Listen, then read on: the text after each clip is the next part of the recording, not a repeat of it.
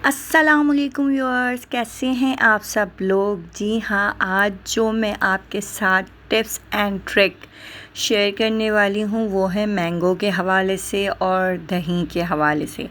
तो मैंने कहा चलो आपके साथ भी शेयर कर दी जाए ये बात कि ना हम इतने सारे आम ख़रीद के तो मेरे मियाँ ले आए थे। तो मैंने कहा अब इसको करें तो करें क्या, अब इसको सेव कैसे करें। आप देख सकते हैं कि आम है ना ख़राब हो जाते हैं अगर हम इतनी देर इसको बाहर रखते हैं, और इतने सारे आम तो एक साथ खा भी नहीं सकते। तो मैंने कहा क्यों ना इसको स्टोर कर लिया जाए। आप इसको पूरे 1 साल तक या 1 साल से भी ज़्यादा तक इसको स्टोर कर सकते हैं आमों को। तो वो किस तरीके से करेंगे तो मैं आपको इस वीडियो में आगे चल के बताऊंगी, और कुछ नई बातें करेंगे, कुछ ट्रिक मैं आपको दूंगी, टिप्स मैं आपको दूंगी इस वीडियो में। ये इस हवाले से मैं वीडियो बना रही हूँ। तो ये आप मेरे पास आम देख सकते हैं, ये मेरे पास आम थे। मैंने इसको सबको पहले अच्छी तरीक़े से वॉश कर लिया। अच्छी तरीक़े से वॉश करने के बाद फिर मैं इसका है ना छिलका उतारूँगी। ये मेरे सारे आम वॉश हो चुके हैं। वॉश होने के बाद ये शायद वीडियो में इतने से लग रहे हों, लेकिन ये काफ़ी सारे आम थे। ये काफ़ी सारे आम हैं। तो अब मैं क्या करूँगी, इसको इस तरीक़े से इसका पहले छिलका उतार लूँगी सारे आमों का। ये जितने भी आम हैं इन सब का छिलका मैं उतार लूँगी। उतारने के बाद फिर मैं बताती हूँ आप इसको किस तरीक़े से आप स्टोर कर सकते हैं। और ये 1 साल तक आप इसको, इसके मज़े जैसे गर्मियाँ आ जाती हैं या मौसम अभी आम चले जाएंगे, उसके बाद आम सही नहीं मिलते या हमें दिल चाहता है ड्रिंक पीने का, मैंगो शेक पीने का, तो ये मैंने छिलके उतार लिए। और छिलकों को मैं वेस्ट नहीं करूँगी क्योंकि आपको पता है कि बकरीद का आज का सीज़न चल रहा है। तो ये सारे छिलके जो है मैं वो जानवरों को दे दूँगी, मतलब गाय वगैरह खा लेंगी।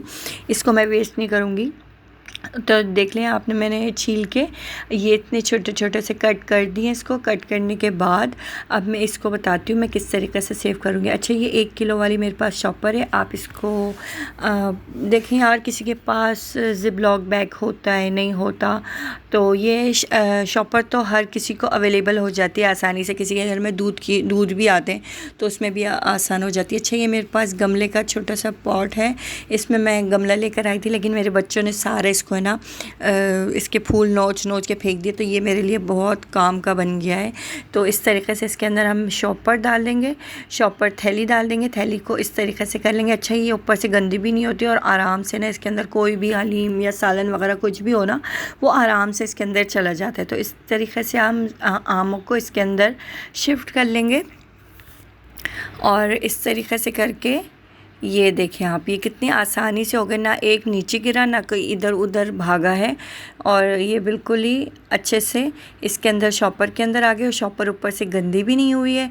और बिल्कुल अब आप इसको क्या कर सकते हैं, इसको रबर बैंड भी लगा सकते हैं। अगर आपके पास रबर बैंड अवेलेबल है आप तो रबर बैंड, इसको रबर बैंड कर दें। और अगर आपके पास रबर बैंड नहीं है, अगर स्टेपलर है तो इसको स्टेपलर कर दें। इस तरीके से आप इसको फ़ोल्ड करें, फ़ोल्ड करने के बाद स्टेपलर कर दें। अच्छा, ज़्यादा बैग्स तो रबर बैंड ही रहेगा, अगर है तो स्टेपलर नहीं है तो आप रबर बैंड यूज़ कर लें। अच्छा, मेरे पास है सीलिंग मशीन। तो अच्छा, सीलिंग मशीन का भी बड़ा अपना ही ये वो है कि ये आई कैसे, ये भी इसकी बड़ी इंटरेस्टिंग स्टोरी है। वो फिर कभी मैं आपके साथ शेयर करूँगी। तो ज़िंदगी में बड़ा सुकून हो गया सीलिंग मशीन से। अगर आपके पास नहीं है तो आप इसके रबर बैंड भी इसको कर सकते हैं, रबर बैंड से कवर कर सकते हैं। अच्छा, मेरे पास ये है तो मैं इसको हर चीज़ को अपनी ये सीलिंग मशीन से सीलिंग करके, ये देखें आप, नहीं गिरेंगे बिल्कुल भी। और ये एयर टाइट हो गए हैं और ये कहीं भी नहीं जाते अब, और ये सेव भी हो गए। तो देख सकते हैं आप लोग इस तरीक़े से मैं सब सारे आमों को इसी तरीक़े से कर दूँगी। अच्छा, मेरे पास दही है, मैंने दही जमा लिया था। आप देख सकते हैं कि कितनी मोटी इसके ऊपर मलाई आ गई है। सॉरी, आप अगर मेरी दही वाली वीडियो देखना चाहते हैं कि मैं दही किस तरीके से मैंने जमाया था, तो मैं आई बटन में लिंक दे दूँगी। आप वहाँ जाके दही की मेरी किस तरीके से मैंने जमाया था और किस तरीके से मैं दही जमाती हूँ वो आप देख सकते हैं। आप सिर्फ ये देखें कि इसके अंदर मलाई कितनी मोटी आई है। ये देखें, ये देख रहे हैं आप, इतनी मोटी मलाई इसके अंदर आई है कोई। और तो और ये मेरा दही इतना मज़ेदार जमा था, लेकिन मैंने इसको ज़्यादा देर नहीं रखा था, मैंने इसको कम टाइम के लिए रखा था। ये मैंने रखा है, गर्मी आजकल है तो मैंने रखा 6 से 7 घंटे के लिए।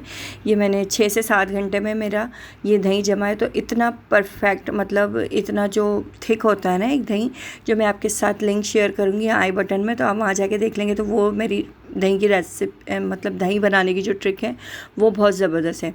तो आप देख सकते हैं कि ये 2 किलो मेरा दूध है। 2 किलो दूध में प्लेट भर के इसकी मलाई जो है वो निकली है। और ये जो इसके ऊपर पानी आ रहा है ना, ये जो हम जाली दूध पीते हैं, जाली जो हमें दूध मिलता है मार्केट में, ये वो सारा पानी ऊपर आ गया और दही जो है ना वो नीचे बैठ गया। तो इसको पानी को भी मैं इससे अलग कर लूँगी।